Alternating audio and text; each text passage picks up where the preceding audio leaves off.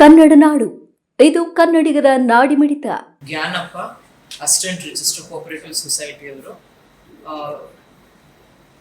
ಕುಂಬಾರ್ ಬೀದಿಯಲ್ಲಿ Vasavi ಸ್ವಗೃಹ homes needs ಅಂಗಡಿಯಲ್ಲಿ ವಿಶ್ವನಾಥ್ ಅನ್ನೋರು ಯಾವುದೇ ಒಂದು ಪರವಾನಗಿ ಇಲ್ಲದೆ ಚೀಟಿ ವ್ಯವಹಾರ ಮಾಡಿದ್ದಾರೆ ಅಂತ ಹೇಳಿ ಮತ್ತೆ ಜನಗಳಿಗೆ ಮೋಸ ಮಾಡುವ ಉದ್ದೇಶದಿಂದ 25% ಬೋನಸ್ ಕೊಡ್ತೀವಿ ದುಡ್ಡು ಅಂತ ಹೇಳಿ ಜನರಿಗೆ ಚೀಟಿಂಗ್ ಮಾಡ್ತಿದ್ದಾರೆ ಅಂತ ಹೇಳಿ ಒಂದು ಕಂಪ್ಲೇಂಟ್ ಕೊಟ್ಟಿರ್ತಾರೆ.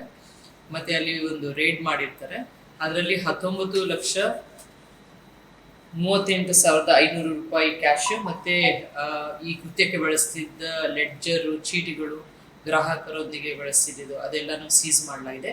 ಇದಕ್ಕೆ ಸಂಬಂಧಪಟ್ಟಂತೆ ಬ್ರೂಸ್ಪೇಟೆ ಪೊಲೀಸ್ ಠಾಣೆಯಲ್ಲಿ ಪ್ರಕರಣ ದಾಖಲಾಗಿದೆ. ಬ್ರೂಸ್ಪೇಟೆ ಪ್ರಕರಣ 51/25 4511 ಚಿಟ್ ಫಂಡ್ ಆಕ್ಟ್ ಮತ್ತು 316(2) 318(4) BNS ನಲ್ಲಿ ಪ್ರಕರಣ ದಾಖಲೆ ಮಾಡಿಕೊಂಡು ತನಿಖೆಯನ್ನು ಕೈಗೊಂಡಿರ್ತಾರೆ. ಚೀಟಿ ಕೊಡ್ಬೋದು ಅಂತ ಪರ್ಚೇಸ್ ಎನಿ ಬಿಲ್, ಅದ್ರ ಜೊತೆಯಲ್ಲಿ ಅವರು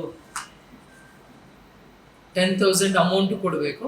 ಅದರಲ್ಲಿ 5% ಸರ್ವಿಸ್ ಚಾರ್ಜ್ ಅಂತ ಇಟ್ಕೊಂಡು ಆಫ್ಟರ್ 1 month 20,000 ರಿಟರ್ನ್ ಮಾಡ್ತಾರೆ. ಆ ತರ ಒಂದು ಚೀಟಿಂಗ್ ಬಿಸ್ನೆಸ್.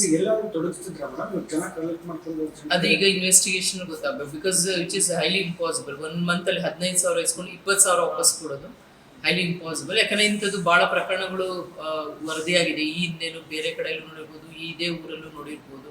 ಒಟ್ಟಿಗೆ ಸ್ವಲ್ಪ ಹೂಡಿಕೆ ಮಾಡ್ತಾರೆ, ಸ್ವಲ್ಪ ಆಮಿಷ ಹೊಡ್ತಾರೆ.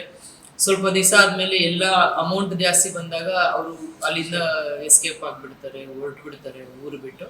ಸೊ ಅದರಿಂದ ಯಾವುದೇ ಪರವಾನಗಿ ಇಲ್ಲದ ಕಾರಣ assistant register of cooperative society ಅವರು ಕಂಪ್ಲೇಂಟ್ ಮೇಲೆ ನಾವು ಪ್ರಕರಣವನ್ನು ದಾಖಲು ಮಾಡಿಕೊಂಡು ತನಿಖೆಯನ್ನು ಕೈಗೊಳ್ಳೋದು. ಹೌದು, ಜನರು ಇಲ್ಲ, ಅದೆಲ್ಲ ಪೂರ್ತಿ ಇನ್ವೆಸ್ಟಿಗೇಷನ್ ಗೊತ್ತಾಗುತ್ತೆ. ಈಗ ಸದ್ಯಕ್ಕೆ ಇಷ್ಟು.